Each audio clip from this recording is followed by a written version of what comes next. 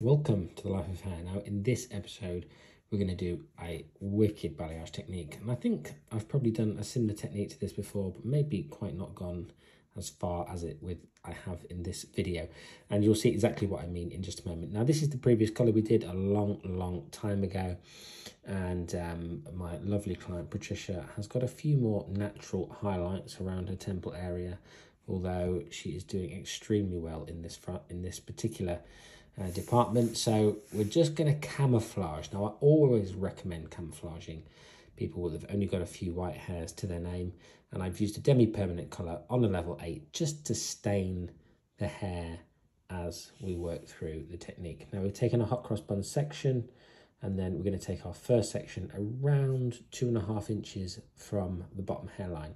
Now the main reason for this is because when you're using this gigantic paintbrush that I'm using in this particular video for applying colour, there's a few things you need to be mindful of as with the technique, is that you're going to get an enormous amount of colour onto the hair. Now that is a bonus because you can see very quickly that we have saturated this section in the most full impact way possible. You have got full saturation on these sections of hair. Now that is a really good thing to get the most lift out of these particular techniques.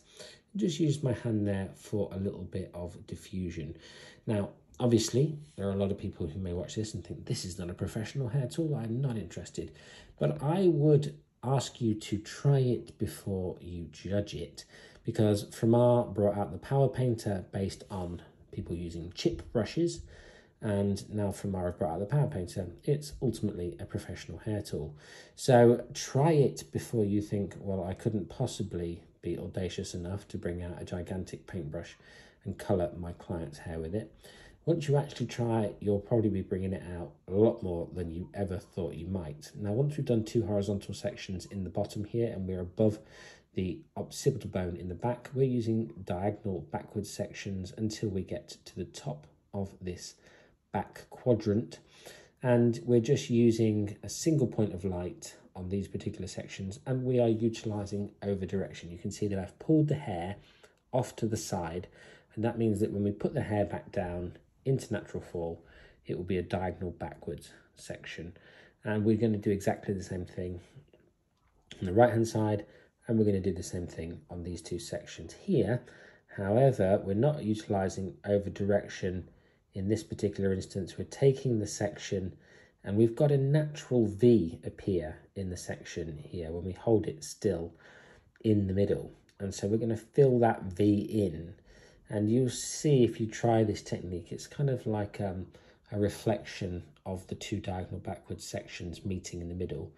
And we're just going to take 1 horizontal slice, saturate it really well, use my finger to diffuse back up towards the root area, and place that section right in the middle. Now we've got 1 triangular shaped section remaining here. We're going to work our way up this section, saturating the mid lengths first and then working our way down to the ends, and then going to come up into a classic V-shaped balayage section in this particular instance. Now because of the depth of the sections in this particular technique, it's good to bear in mind that obviously there isn't a huge amount of sections, and it's a very quick technique indeed, and that is a definite bonus of this technique. It is a very fast technique.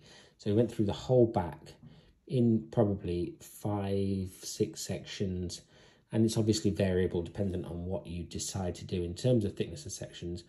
But one of the things that I think that a lot of people misunderstand about true balayage techniques is that there needs to be lots of contrast and separation in the colours in the hair.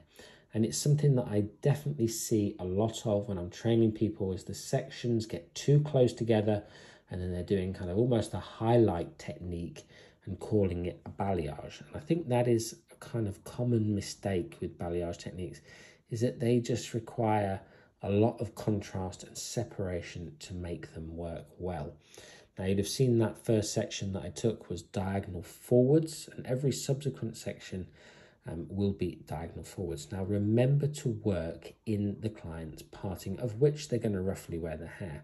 Now Patricia, my client, flip-flops her hair around left and right, So all I've done is work to a central parting, but I'm still working diagonally across as I work my way up to that parting. You can see here the sections are diagonal forwards. Now the first section that I did was a diagonal backwards section. That second section that you've just watched me paint was a horizontal or a sliced section, and then I'm going to do another section in a second. But before I do that, I'm going to quickly just say to you guys, have a towel on hand so that you can wipe your hands as you go with these particular techniques. It's really, really important to remember to keep everything as clean and tidy as possible. That is one of the things that I think when I'm colouring hair, I'm very, very conscious, whether it's a root stretch, whether it's a balayage, whether it's a set of highlights, try and keep everything contained and keep your hands clean, especially on techniques like you see right here, where your hands are involved with the blending.